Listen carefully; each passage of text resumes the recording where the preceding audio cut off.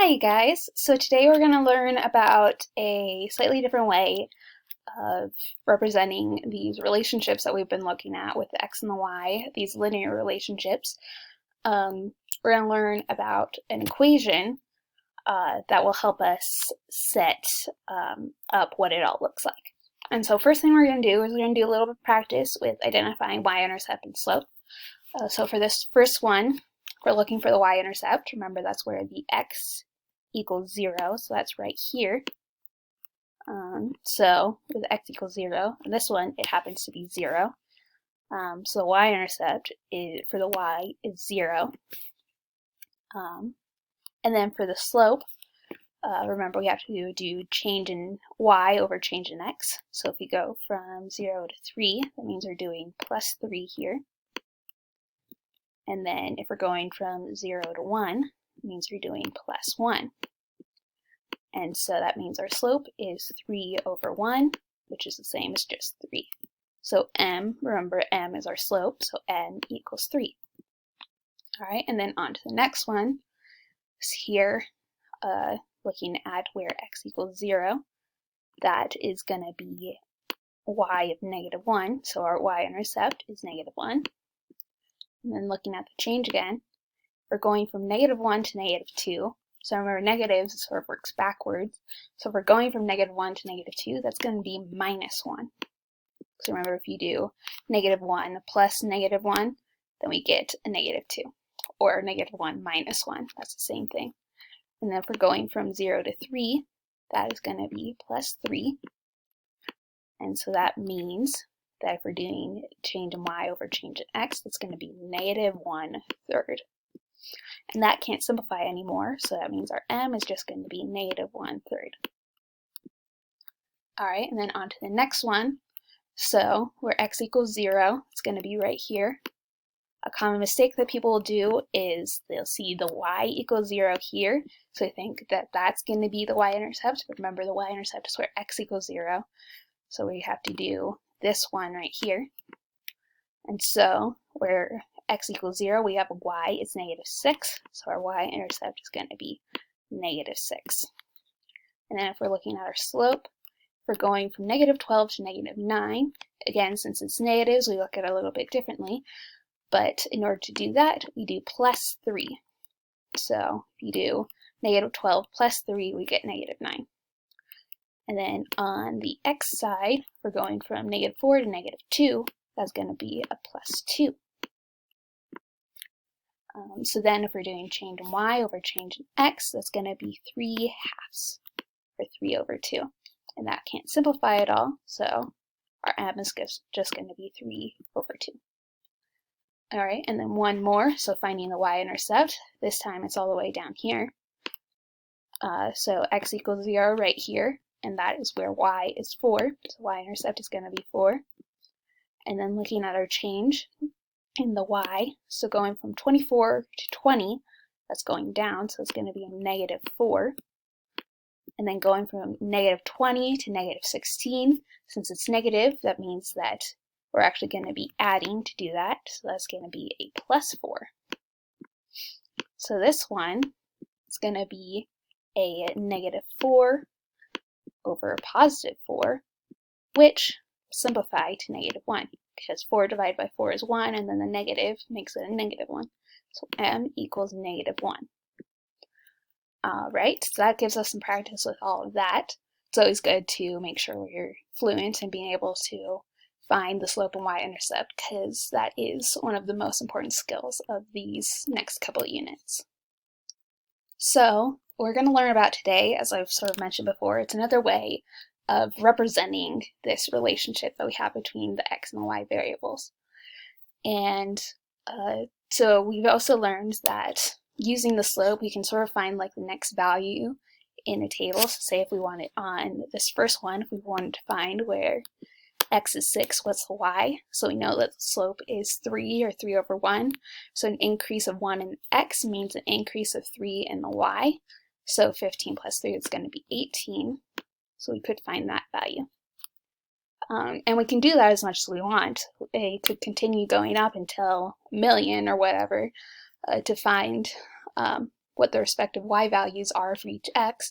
However, eventually that gets tedious because you have to know the previous one in order to find the next one. And sometimes we don't want to have to do that every time. And so we're going to use an equation to help us be able to find whatever value we want. And so the format for this equation is y equals mx plus b. And so as we talked about before, the m is m is the slope. So the slope times the x and plus b.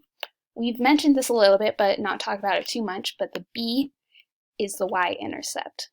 So here, m is the slope. You're going to want to put this in your notes because it's very important that you remember this. So the m is the slope, and the b is the y-intercept. I'm just going to abbreviate it with int. And then this x and this y are referring to points and the values that we use. So like this x and this y and all of these other x's and all these other y's, they would go in these respective values. So say if we're wanting to find the equation for this first one, you know the y-intercept is 0. This y-intercept is 0. That is our b. So if we wanted to find that, let's just erase this. And we know that our slope, or our m, is 3. So we can do y equals, so mx, so it's going to be 3 times x, and then plus b, so our y-intercept is 0, so that's plus 0. You could also rewrite this as just y equals 3x, and then nothing after it, because plus 0 just keeps everything the same. So these would be equivalent expressions. All right, and then on to this next one. So if we wanted to find the equation, so y-intercept is -1, so that's our b. And then, as we've already established, the m, our slope, is -1 over 3. So if we want to put this in, it's going to be y equals -1/3 x, because it's m times x, plus b, so this is plus -1. So with negatives, remember that we could rewrite this. Instead of saying plus -1, we could rewrite this as y equals -1/3 x minus 1. These would be equivalent expressions because plus and negative is the same as minus. So you can write it as either of these, both would be correct. All right, and then on to the third one, just to have a little bit more practice. So y-intercept is -6, so that means our b is going to be -6. And then our m, the slope, is 3 over 2. So we write this is going to be y equals 3 over 2, or 3/2, times x, and then -6. I personally prefer just changing it to minus rather than doing plus minus, but again, either way would work, whichever one you're more comfortable with. And then also, for this last one, so our y-intercept is 4, and the slope, m, is -1. So we write this is y equals -1x plus 4. And then we can also rewrite this one in a slightly different way. Y equals just -x plus 4. Because remember, anything times 1 is going to be just itself. And so -1 times x is the same as -x. So again, either way, either of these would work. Yeah, so that is how we write the equations. Now the next thing we need to learn is how to use the equations. Though before we do that, I do want to show you what the equations for a horizontal and vertical line would look like. So all of these lines that we've seen so far, they're all going to be diagonal. So all the positive ones are going to look like that, all the negative ones are going to look like that. Now we need to identify what a positive, or what a vertical or horizontal line is going to look like. So a horizontal line, so that's not going to have any slope, remember, because that's where the slope is 0.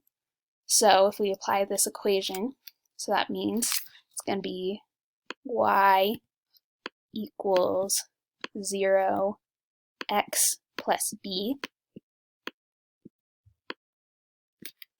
And so the 0 times x, that's just going to go away because anything times 0 is just 0. So it's going to be just y equals b. And so b is wherever it intersects the y-axis. So you can find that depending on whatever the equation is and whatever the situation is. And so this is going to be a horizontal line. So something like this. And then if we want to find the equation for a vertical line, so remember a vertical line is where the slope is undefined, so it doesn't really work in the same way as everything else. So you write it in a slightly different way. It's harder to use this rule because there's both non-existent slope, but there's also not a y-intercept. Now some people think that that means that the slope is, or the equation is going to be y equals x. But however, y equals x has a slope of 1. So remember, if there's not a number, then it's equivalent to just being times 1. So that wouldn't quite work. So alternatively, if we're wanting to write the equation for a horizontal line, that is going to be, it's just going to be x equals a. And so a is just the value where it intersects the x-axis. So you can, again, just find that just depending on whatever your data looks like. And so just remember that if we're doing a horizontal line, it's y equals b. And if we're doing a vertical line, like this one, it's going to be x equals a. So now we need to learn how we're going to apply these equations. So let's say if we're looking at the second equation for the second table, let's say we wanted to find where x equals 21, what's our y going to be? And so how we can use this equation is we can plug the desired value of 21 in for the x, and then we solve for y. So negative 1/3 times 21 is 7. So then we have 7 minus 1 equals y, and 7 minus 1 is 6. Sorry, I had said that wrong. This is going to be, negative 7, sorry, negative 1/3 times 21 is negative 7. So negative 7 minus 1 is going to be 8, or negative 8. So when x is 21, that means y is going to be negative 8, and that gets us a coordinate point of 21, negative 8. And so that's how we can find a desired y value. And we can also do the reverse if we want to find a desired x value. So let's say we were on the second equation, right, or this third equation right here, and we were wanting to find what the x is when y is negative 15. So for that, we plug in negative 15 for the y, and then we solve for the x. So first thing we would do is do plus 6 to both sides, which would get our left side to be 9, or negative 9. The right side would now just be 3/2 x, and then we divide both sides by 3/2. And then negative 9 divided by 3/2 is negative 6. So that tells us that when the y is negative 15, our x is going to be negative 6, getting us the coordinate point of negative 6, comma, negative 15.